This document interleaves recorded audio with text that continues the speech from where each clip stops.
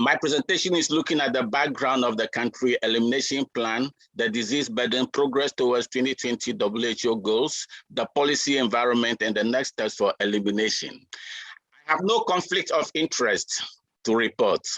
As a country where we have a population of 30.8 million established by a census, we have a constitutional democracy, elected president, and 16 regions in the country. The health in the country is led by the Ministry of Health, which sets the policy direction, and the Ghana Health Service is the major public health delivery agency housing the National Hepatitis Program. Healthcare financing in Ghana is by a mixed model comprising health insurance, out-of-pocket payments, and exemption for certain diseases. Per capita expenditure on health was $78 US in 2018. Healthcare is provided right from the community level through CHIP zones, through health centers, polyclinics, district hospitals, regional hospitals, teaching hospitals, and with the participation of the private sector. Elimination. Ghana has a national policy for viral hepatitis, but movement from policy to plan has been challenged by data gaps. So therefore, there is no elimination goal for hepatitis B and C. In 2020, Ghana, with the support of the Global Coalition for Global Hepatitis Elimination Task Force, implemented a project dubbed the Hepatitis Evaluations to Amplify Testing and Treatment, otherwise called the HIT project, to generate epidemiological and laboratory capacity data to inform elimination planning. This project is steered by a local coalition in Ghana, of which I am a member. The health burden of hepatitis in Ghana, we have the prevalence for hepatitis B being estimated at 12.3% from a meta-analysis and 3% for chronic hepatitis C. New infections in 2019 were estimated at 42,200 for hepatitis B by the Center for Data Analytics and now local data. Then also 9,200 for chronic hepatitis C. We hope when the HIT project is concluded, it will add more data to these sites. Mortality, the two diseases contributed about 12 deaths per 100,000 population in 2019. Progress towards WHO goals. There is no data to evaluate the percentage change in new infections between HBV and HCV. However, it has been estimated that deaths from hepatitis B and C increased by 7% respectively, 7 and 8% respectively for hepatitis B and C, instead of falling by 10% as established by the WHO goals. However, we have a decline or a good performance with the prevalence of hepatitis B surface antigen in children under 5 coming at 0.64%, presumably due to childhood infant immunization. Access to recommended vaccination and treatment. In Ghana, birth dose is not yet established. It is being discussed. There's a lot of discussion going on. The ministry has asked CHAI to look at the possibility of helping in this area, but it's not yet established. The coverage for hepatitis B third dose vaccine was 94% in 2020, though there are gaps and inequalities between regions in the country.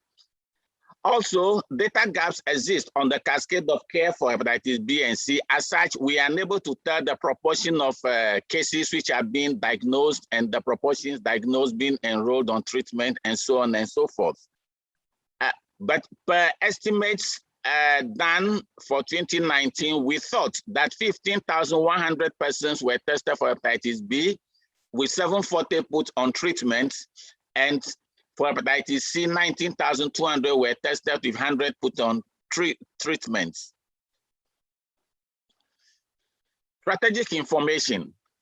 Achievements in this area include 2 scientific studies underway with the support of WHO, CDC, University of Cape Coast, supporting the Ghana Health Service to establish the prevalence of hepatitis B surface antigen among pregnant women and also the risk of mother-to-child transmission among pregnant women.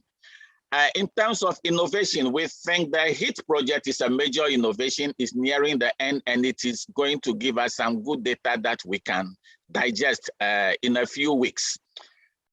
We have also innovated health management information system tools that are designed to improve strategic information available in the DIMS2 system, which is used by the Ghana Health Service.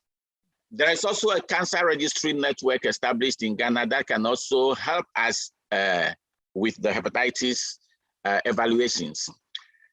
Roadblocks, we have limited national data on the burden of the disease, and also the major teaching hospitals which are attending a huge chunk of the cases do not yet report to the DIMS2, which is used by the Ghana Health Service. It's a problem to solve across institutions. There is also lack of funding to train facility staff on the new data capture tools.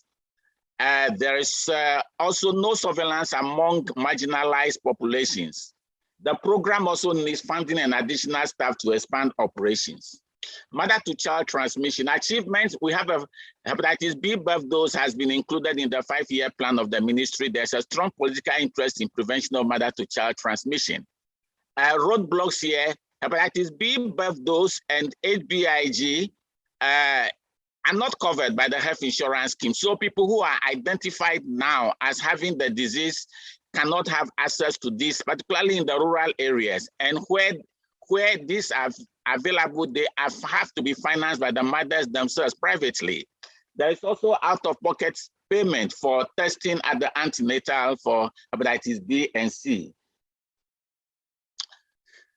Testing to diagnose HBV and HCV. Testing recommendations are risk-based and usually have to be paid for, although they are covered or subsidized by the health insurance scheme. Viral load testing is not covered.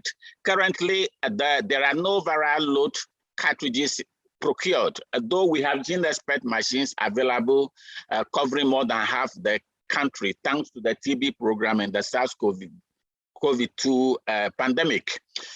The roadblocks we have here, we are considering there's no routine screening policy in place for the general population, and it's imperative to have this if we are to eliminate that condition. And the cost of diagnostics remain high. Bulk procurement is not being done.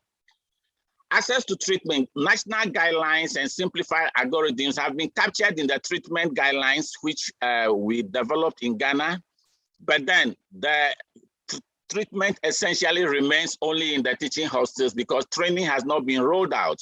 Again, if you are diagnosed with the disease, you really have to pay for it by yourself.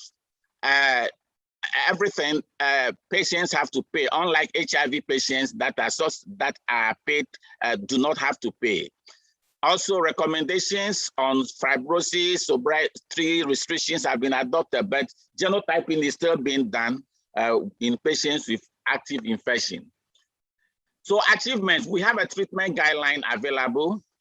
Innovations, we have acquired Zoom license to help us roll out training among professionals. And the roadblocks, there are trainings that are required.